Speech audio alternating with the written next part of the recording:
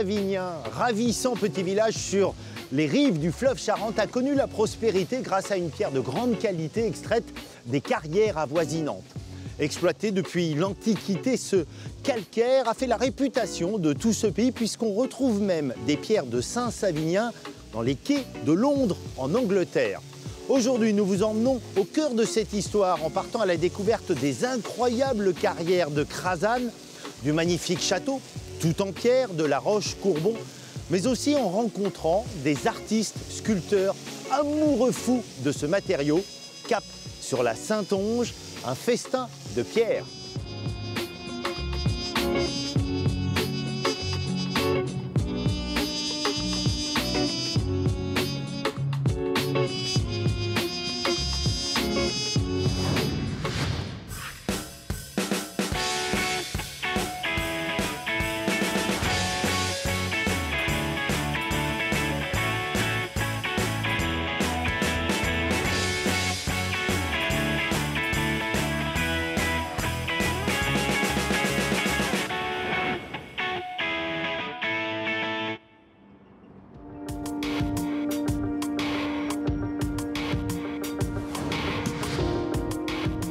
Le fleuve Charente. Sans lui, l'histoire de cette partie de la Nouvelle-Aquitaine n'aurait pas été la même. Car ce cours d'eau a été durant des siècles un axe économique majeur en permettant l'exportation des deux richesses de la région, les eaux-de-vie et la pierre. Pour comprendre ce qui a fait le succès du calcaire de Saintonge, rien de mieux que de s'aventurer dans l'une des carrières les plus prestigieuses, Crasane. J'ai l'étrange sensation, Stéphane, d'être Indiana Jones au fond de la jungle et qu'on découvre un temple perdu. Alors c'est presque ça, mais pas tout à fait. C'est en fait une ancienne carrière qui a été exploitée sur quasiment 110 hectares, jusqu'à 18 mètres de profondeur, pour y enlever du calcaire évidemment. Et donc ça a été un terrain de jeu particulier pour tous les enfants du village, bien sûr. T'avais quel âge, toi, les premières fois que tu es venu ici? Ouais, j'avais 9 ans, à peu près. On y a fait des parties de cow-boys d'indiens, vécu nos premières amours. Bref, c'est un endroit de paradis pour nous, ici. L'endroit est absolument impressionnant, Stéphane. J'ai l'impression d'être à l'autre bout du monde. C'est assez, oui, c'est assez dépaysant, effectivement. On ne se croirait pas en Charente-Maritime. Alors, explique-moi pourquoi ce calcaire de Crasane, il a connu un tel succès. C'était une pierre d'abord qui était connue à l'époque pour sa blancheur, mais surtout la finesse de son grain, son absence de coquillages, de fossiles. Et en plus, c'est une pierre qui a la faculté de durcir au temps. Et sa dureté et sa densité faisaient qu'elle pouvait résister à des charges assez importantes, d'où son utilisation également dans les embasses de beaucoup de monuments. Ce calcaire extrait là, de cet endroit, on le retrouve dans des monuments importants, lesquels? Alors, localement, déjà, l'Arc Germanicus à Saintes. Donc là, ce sont les Romains. Effectivement, tout à fait. Alors, bien plus tard, on le retrouve, par exemple, au Fort Boyard, rendu célèbre par différentes émissions, évidemment. La cathédrale de Bayonne également, le phare de Cordon. Hein, donc, à l'étranger aussi, on a été intéressé par le calcaire de Crasane. À partir du XVIe siècle, Crasane devient une pierre d'exportation. On va la transporter par bateau, bien sûr. Le port de Crasane sur la Charente est à 2 km d'ici.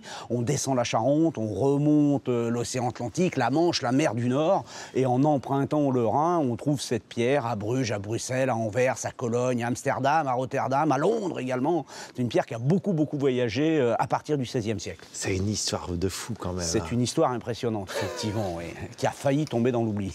Bon, l'endroit est grand, on continue la visite? On continue. Allez.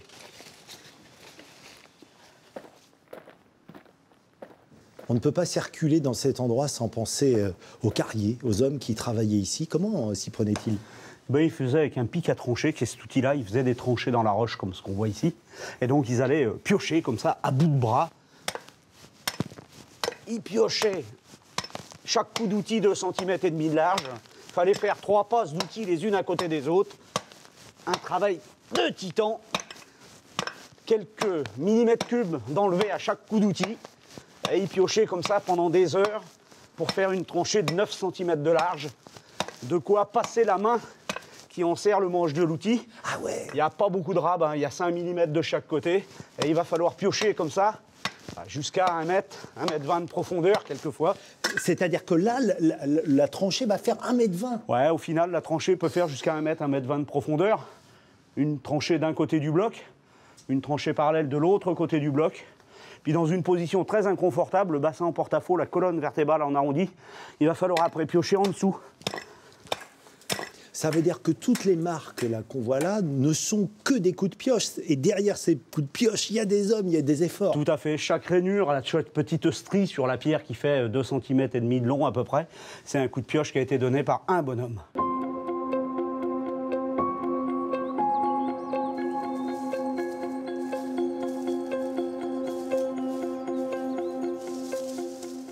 Les volumes, ils sont absolument impressionnants quand même. Mais alors ces blocs-là, lorsqu'ils sont au sol, ils font peut-être pas la dimension qui a été commandée. Comment ils s'y prennent, les gars? Il faut une scie adaptée, hein, une scie de taille impressionnante, à la mesure des blocs. J'en ai une là justement. Voilà la chose. Donc ça, c'est une scie de carrier très spécifique. Elle a un seul manche parce que les carriers étaient des gars qui bossaient seuls. Et donc là, on avait déjà une amorce, ça va être plus facile. Voilà, on va donc faire descendre la scie dedans. Et c'est un travail de longue haleine. Hein. Ça ne coupe pas beaucoup à chaque fois, mais ça coupe. Les dents sont recourbées vers l'arrière et la scie ne coupe que quand on ramène vers soi. Je vais essayer parce que pour me rendre compte quand même de la difficulté que ça devait être. Alors, tu la tiens comme ça, voilà, c'est ça? Oui, à deux mains. Oh là là. À quel âge il commençait à travailler comme ça? De 9 à 12 ans à peu près. Et puis petit à petit, entre 12 et 14 ans, ils apprenaient le métier. Ils remplaçaient les parents de temps en temps. Et puis vers 15 ans, ils cognaient leur croûte. Ces outils, ils ont une importance pour toi, une importance personnelle. Elle vient d'où, par exemple, cette barre? C'était la barre à mon grand-père. En fait, je suis descendant de carrier ici à Crasane. Et depuis plusieurs générations, mes ancêtres travaillaient ici. Et donc j'ai récupéré, évidemment, passionné de pierre et passionné de carrière, j'ai récupéré les outils du grand-père. C'est une histoire, j'imagine, qui marque, non? Ta famille qui est... Oui, bien sûr. C'est d'ailleurs pour ça que je travaille sur ce pôle nature, sur cet espace de carrière, parce que je me suis battu pour la sauvegarde du site, il y a 30 ans à peu près.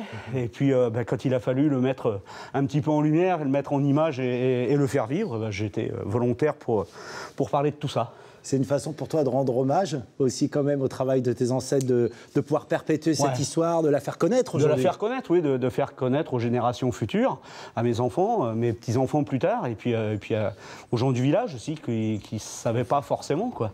J'espère qu'ils sont fiers là-haut, ils doivent nous regarder depuis là-haut. J'en doute pas. Tu sais quoi, je suis sûr qu'ils sont fiers de toi, ouais.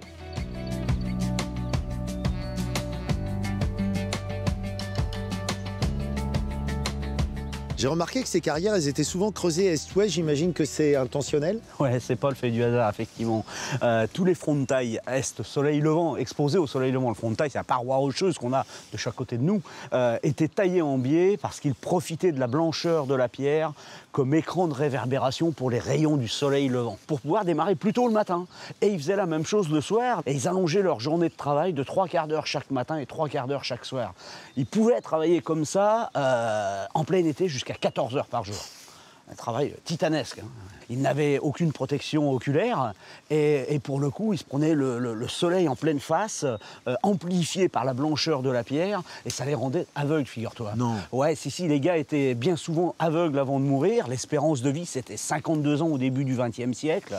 Et qui plus est, comme il faisait chaud, ils travaillaient torse nu, et si le soleil leur brûlait les yeux, ça leur brûlait aussi la peau et les poumons. Ah. En fait, ce qui les tuait, c'est pas le fait d'être aveugle, c'est le cancer de la peau. C'était le mélanome, en fait.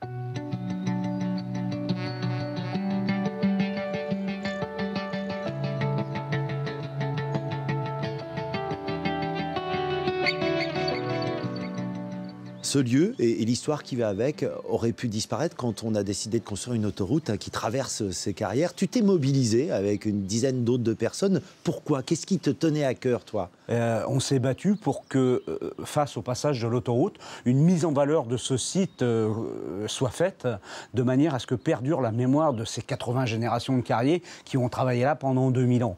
Et l'idée, c'était pas d'empêcher carrément l'autoroute de passer dans les carrières, mais c'est justement de profiter de ce passage autoroutier et de faire connaître aux générations futures ce qu'a été l'empreinte de la pierre, la vie de la pierre pour le village de Crasane.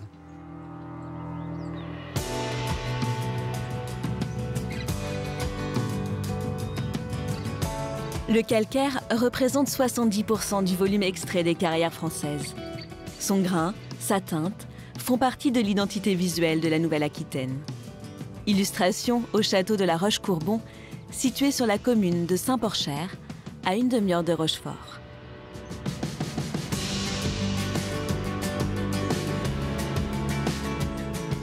C'est un château, Christine, remarquable par son élégance. Oui, alors il ne l'a pas toujours été, puisqu'au départ, c'était un château fort. Il était là pour défendre évidemment les gens à l'intérieur, étant protégé par le marais. Il n'a jamais subi d'assaut. Et c'est à la fin du XVIe et au XVIIe que Jacques et puis Jean-Louis de Courbon lui ont donné cette belle aisance de château d'agrément et ont dessiné ce premier jardin classique en s'arrêtant devant l'eau. Quand votre grand-père achète ce château en 1920, il est dans quel état et dans quelles circonstances? Il a acheté un château vide, abandonné, clos de portes et de fenêtres, muré pour certaines. Et juste devant le château, là où vous avez le jardin classique, il y avait un champ labouré.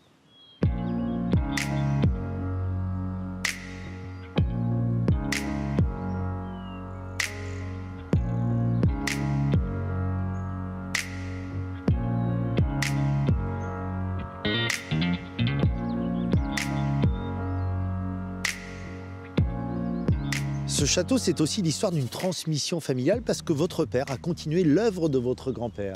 Oui, c'est très exactement ça. Mon père, Jacques Badois, a pris la suite de mon grand-père dans la sauvegarde de ce château et dans son animation, et particulièrement dans les jardins, où il a observé toute une partie du jardin qui s'enfonçait et sur lequel il n'y avait pas d'autre solution que plutôt que d'apporter de la terre et de voir tout ça s'enfoncer à nouveau, il fallait retrouver le bon sol. C'est-à-dire que c'est à cause des marais, en fait, qui était le système de défense féodal, tout d'un coup devenait un inconvénient. Exactement, exactement. Donc plutôt que de lutter contre la Dame Nature, on s'en fait une amie et on bat des pieux jusqu'à un sol que l'on trouve entre 8 et 13 mètres, sur lesquels on pique des solives. Et sur les solives, on reconstruit un plancher. Et sur le plancher, on repose ce que l'on a déposé, sachant que toute cette structure bois reste sous l'eau, quoi qu'il arrive, même en période d'étiage.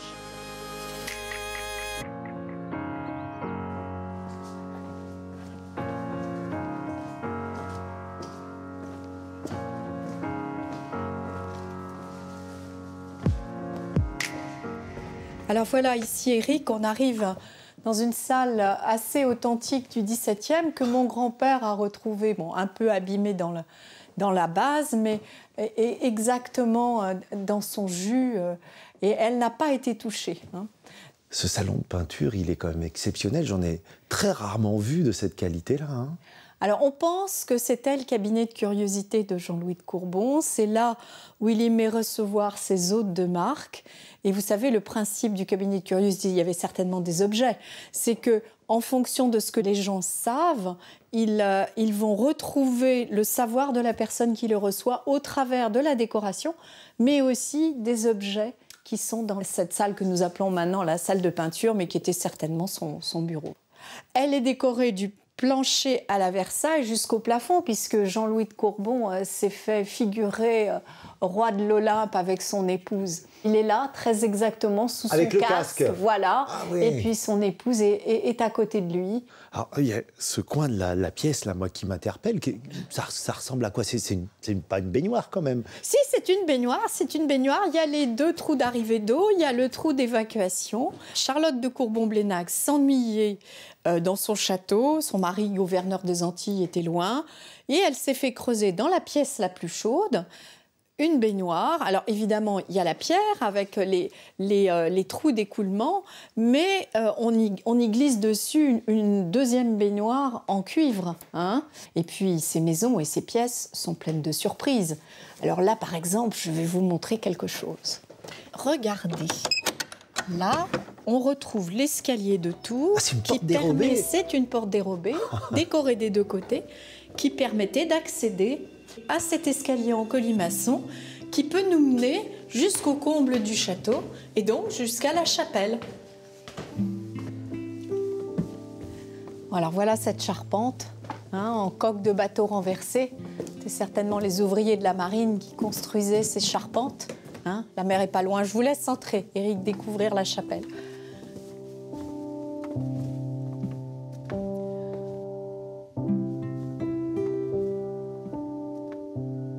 Voilà cette chapelle que mon grand-père a voulu consacrer. Une chapelle sous la charpente, je n'ai là encore jamais vu ça. Elle a été visitée un temps, elle ne l'est plus, donc c'est assez exceptionnel de pouvoir la découvrir. Merci de ce privilège. Et je dis que je pèse mes mots quand je dis privilège, je sens que c'est un lieu qui est important pour vous et votre famille ici. Ah oui, d'abord c'est un lieu qui résonne parce qu'il est chargé du travail des hommes qui ont créé cette charpente. Et puis aussi, évidemment, on y a fêté des moments gais, des moments tristes, la vie. Donc, des anniversaires de mort pour se souvenir de mon grand-père. Voilà, on est de passage. Et puis aussi des moments très gais de mariage. Mon mari et moi, nous y sommes mariés en 79. Donc, tout ça est la richesse de notre maison, c'est vrai.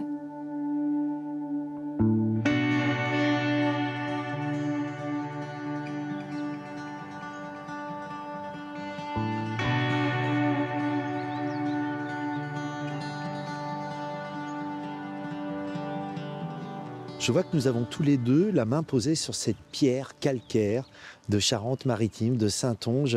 Elle traduit quelque chose, cette pierre, c'est la longévité. Oui, certainement. Ces maisons sont l'école de l'humilité. Et la pierre est là pour nous rappeler qu'elle était là bien avant nous, qu'elle sera là encore après nous, mais qu'elle est aussi chargée d'histoire et du travail de la main de l'homme.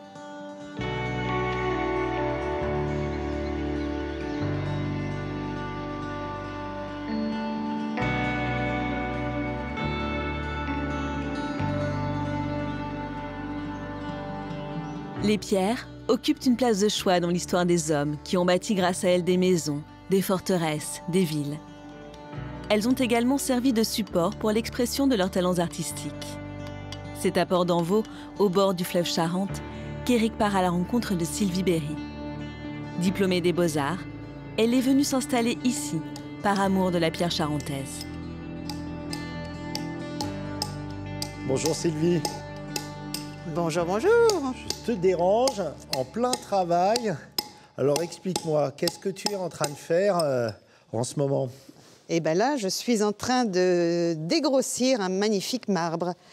Voilà. Et là, on part sur donc un dégrossi, c'est-à-dire qu'on enlève le gros de ce qui va être retiré pour faire apparaître notre sculpture. Je te laisse reprendre tes outils. Je voudrais que tu nous expliques justement ce savoir-faire du sculpteur. C'est quand même un art particulier de créer en enlevant et pas en ajoutant. Ça marche, c'est vrai que c'est assez particulier.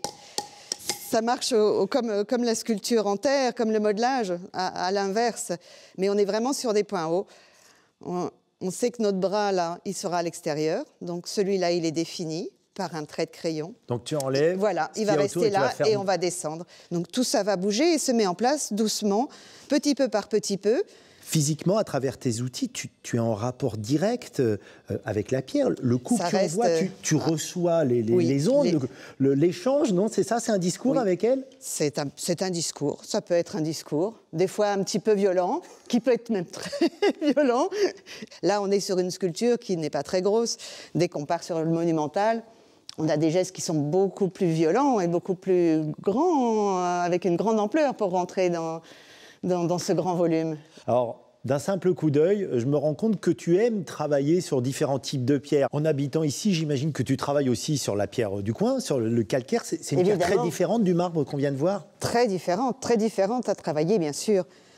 Juste un tout petit essai pour vous montrer la différence, parce que on est vraiment sur une pierre très, très tendre. On n'a rien à voir. Ah, ben, elle est... Voilà. Et ça, c'est vraiment la pierre du coin. Alors, il y a une chose que je remarque, c'est que je vois, par exemple, cette jolie dame. Tu as conservé une partie de la pierre brute, naturelle, autour. Tout à fait. C'est surtout pour laisser un petit peu de ce bloc de départ, qui a aussi une vie.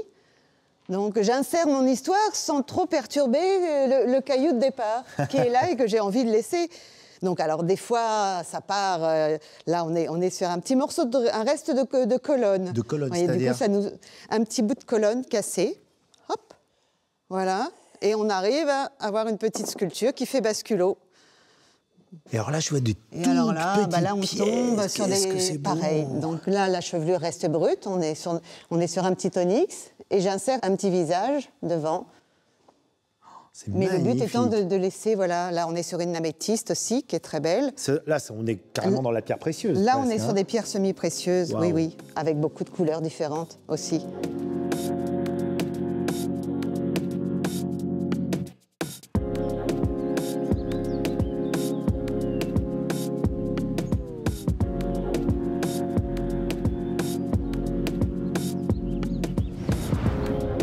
Si Sylvie est venue vivre sa passion ici en Charente-Maritime, c'est parce qu'elle a fait une incroyable rencontre avec un lieu unique en France, les Lapidiales.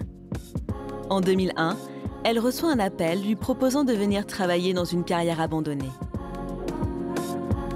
C'est un beau défi parce que travailler sur un frontail, c'est travailler en bas-relief. Techniquement, pour quelqu'un qui pratique pas la sculpture, le bas-relief, c'est quoi? C'est tu enlèves Le pour- bas-relief, tu enlèves de la matière exactement pareil qu'un rond de bosse, sauf qu'il faut que tu arrives à faire comprendre que ton bas-relief sort de cette façade. Mais tu ne peux pas tourner autour, donc il faut que tes volumes, on sente qu'ils soient entiers, mais ils ne le sont pas.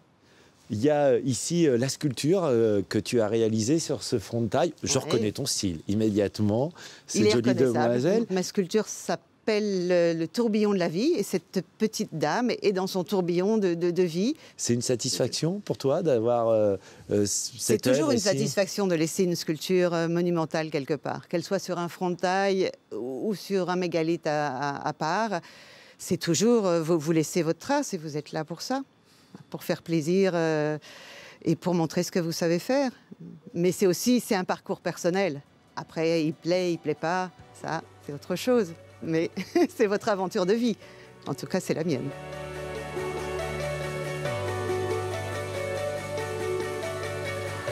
Ce musée à ciel ouvert, en accès libre et gratuit, est né dans l'imagination d'Alain Tenenbaum. Un sacré personnage, à la fois sculpteur, homme de théâtre, décorateur, comédien et réalisateur. Le résultat, il est saisissant, réellement, lorsqu'on arrive la première fois, la joie derrière toi. Quand tu regardes, toi, par exemple, à ce frontail qui s'est transformé de cette façon, ces mains, ce visage qui sort de la roche, tu comprends à quel point on est saisi la première fois où on vient ici? Ah, c'est la plus haute sculpture maori du monde. Et ils ont voulu la consacrer. Voilà, donc Wow. ils ont fait une cérémonie en 2015. Et en fait, le sculpteur, il a fait ça à la mémoire de tous les Maoris qui sont morts pendant la guerre de 14 et pendant l'autre guerre mondiale, qui sont venus mourir en France sur le front. Voilà. Finalement, c'est une œuvre collective, une seule œuvre, mais qui est l'addition d'œuvres individuelles. Parce que Oui. tu as combien d'artistes à peu près qui sont intervenus Oh, ici? ouais, il y en a une soixantaine, Ah ouais. quand même un peu plus, 65 peut-être. L'idée du monumental, ça te tenait à cœur parce que le lieu se prête à cela. Le lieu, c'est la taille des frontailles qui l'oblige, et puis les sculpteurs adorent ça aussi, il faut dire. C'est plus agréable de faire une grande pièce que de faire un petit truc, quoi. Il n'y a pas de doute. Celui-là, c'est vraiment particulier, parce que sur le thème du temps, il est parti de Chronos, Ananke, sa femme, et puis Youpi. Après, il y a une courbe de Fibonacci, mais il a mis un cadran solaire, mais il y a il y a une petite victoire de Samothrace, il y a des signes partout, il y a une envolée de spermatozoïdes, il y a une grande chimère. Bon, voilà, puis il a déliré. Là, lui, il a vraiment déliré, je trouve. Il y a un escargot là derrière qui fait la course avec une bagnole. Pour illustrer le temps, j'aime bien. Voilà.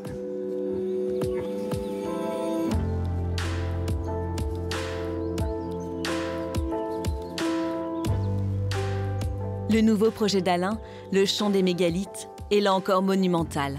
Objectif : réunir en un seul lieu 360 sculptures réalisées dans ces blocs de calcaire par des artistes venus du monde entier. Ça, c'est une pierre sur les Celtes. Ça, c'est les Amérindiens d'Amérique latine. Ça, c'est les Amérindiens d'Amérique du Sud. Une Brésilienne, un Mexicain. Le projet, il a réussi ici. Parce qu'ici, les gens ont toujours eu de la pierre dans dans l'œil, des murettes, une bâtisse, une maison, une église. Et la pierre fait partie de l'environnement. C'est inconscient, hein, mentalement. C'est dans la culture locale. C'est dans quoi. la culture locale. Là, on dépasse 100 000 visiteurs par an, mais parce que les gens viennent comme ça parce qu'on leur demande rien, qu'on n'a rien à vendre et qu'ils sont ils sont chez eux. Ils sont chez eux, ils se retrouvent chez eux. Somehow we've taken every precious breath and replaced it with nothing. We climbed so high.